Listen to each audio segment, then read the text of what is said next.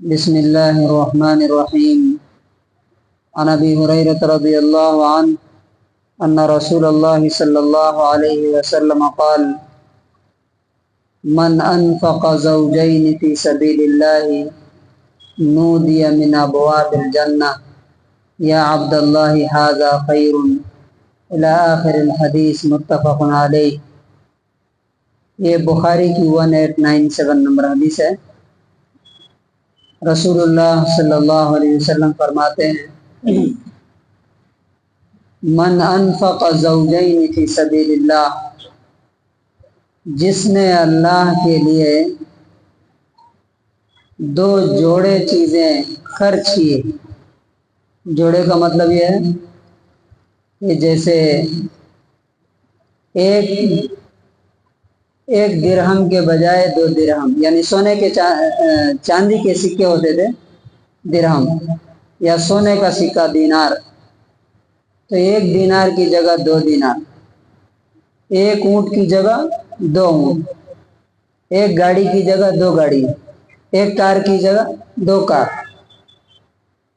اللہ کے راستے میں دیے. 1 لاکھ کی جگہ 2 لاکھ، لیکن حیثیت کے مطابق 1 بکری کی جگہ 2 بکری. وہ زمانے میں آج جس آدمی کی جو حیثیت ہے، فار ایگزامپل اگر کسی کی 100 روپے دینے کی حیثیت ہے، بہت سے لوگ مزدوری کرتے ہیں، 100 روپے ان کے لیے بڑی رقم ہے، تو 100 کی جگہ 200 دیتے ہیں تو ان کے لیے بھی.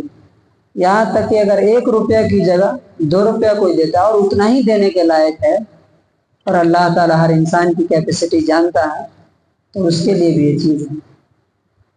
تو اس کو جنت کے دروازوں سے بلایا جائے گا: یا عبداللہ، اے اللہ کے بندے، ھذا خیر، ادھر آؤ، یہ دروازہ تمہارے لیے زیادہ اچھا. یعنی فرشتے اسے بلائیں گے.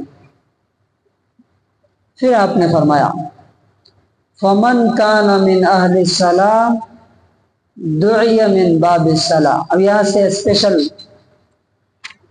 جو آدمی زیادہ نماز سے محبت کرتا ہے، یہ بہت اہم پوائنٹ ہے. نماز سے زیادہ محبت کرتا ہے کا مطلب یہ ہے کہ فرض کے علاوہ نفل نمازیں بھی پڑھتا ہے. تو نودی من باب الصلاۃ، تو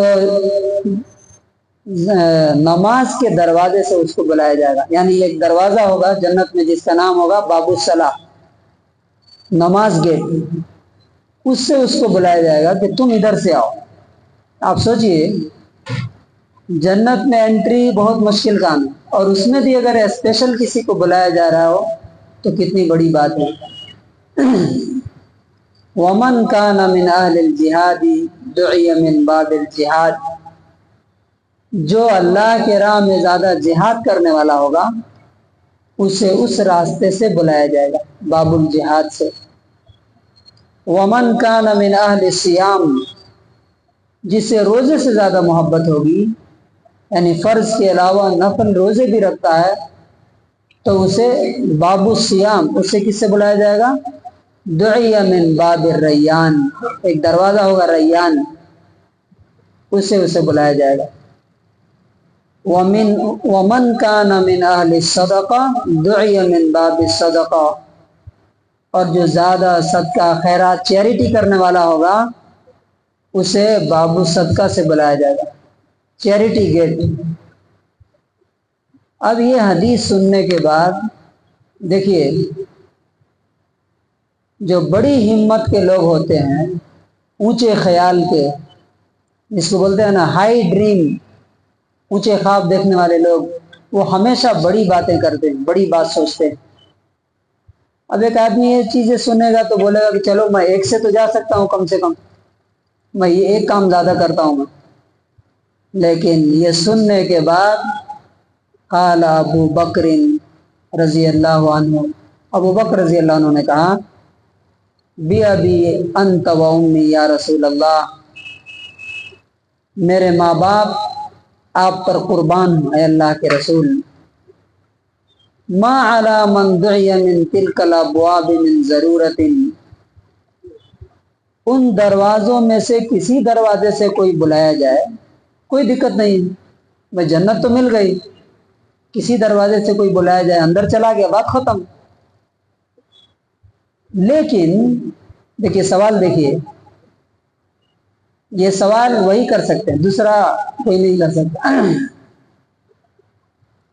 کیونکہ ہر انسان کے دماغ میں اسی طرح کا خیال آتا ہے جس طرح کی بات وہ سوچتا ہے۔ اب گریویٹی کی بات نیوٹن کے ہی دماغ میں کیوں آئی؟ کیونکہ وہ وہی سوچتا تھا۔ یہ سوال ابو بکر رضی اللہ عنہ کے دماغ میں کیوں آیا؟ کیونکہ وہ اسی کے بارے میں سوچتے تھے زیادہ۔ سوال دیکھیے، فَهَلْ يُدْعَى أَحَدٌ مِّن تِلْكَ الْأَبْوَابِ كُلِّهَا، اے اللہ کے رسول، کوئی ایسا بھی ہوگا جس کو جنت کے سارے دروازوں سے بلایا جائے؟ یعنی ایسا کوئی خوش قسمت ہو سکتا ہے کیا؟ تو نبی صلی اللہ علیہ وسلم نے کہا نعم، ہاں، وَأَرْجُو أَن تَكُونَ مِنْهُمْ، اور مجھے پوری امید ہے کہ تم وہ آدمی ضرور ہو، تم ان میں سے ہو۔ کیوں؟ کیونکہ یہ سارے فیلڈ میں حضرت ابو بکر رضی اللہ عنہ سب سے آگے تھے، نماز میں بھی سب سے آگے، جہاد میں بھی، صدقہ میں بھی، لوگوں کی خدمت۔ ایک بار نبی صلی اللہ علیہ وسلم نے پوچھا، سوال کیا، من اصبح منکم اليوم صائما، اس سے آپ اندازہ لگا سکتے ہیں آج تم میں سے کون آدمی روزہ ہے؟ حضرت ابو بکر نے کہا انا، میں۔ دوسرا سوال کیا، من اطعم منکم اليوم مسکینا، آج تم میں سے کس نے کسی غریب کو کھانا کھلایا؟ دوسری آواز آئی، کس کی؟ حضرت ابو بکر کی، انا، میں نے۔ پھر پوچھا، من تبع منکم اليوم جنازۃ، آج کسی کے جنازے میں کون گیا؟ حضرت ابو بکر نے کہا انا۔ اور ایک اور کوئی بات ہے، نبی صلی اللہ علیہ وسلم نے کہا کہ جس شخص میں یہ باتیں جمع ہیں وہ جنتی، پھر جنت کی بشارت ہے۔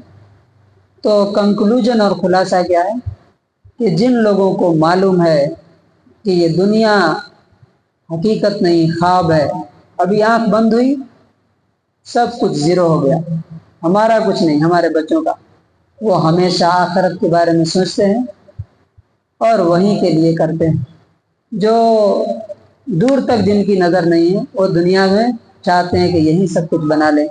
حضرت ابو بکر صدیق رضی اللہ تعالیٰ عنہ یقیناً دوربین، دور اندیش اور بہت دور تک سوچنے والے تھے۔ اللہ تبارک و تعالیٰ سے دعا ہے کہ اللہ تبارک و تعالیٰ ہمیں بھی جنت کے ہر دروازوں سے داخل فرمائے، ہر طرف سے ہمارے لیے بھی آواز آئے، اور اس کے لیے ہمیں کوشش کرنے کی توفیق نصیب فرمائے۔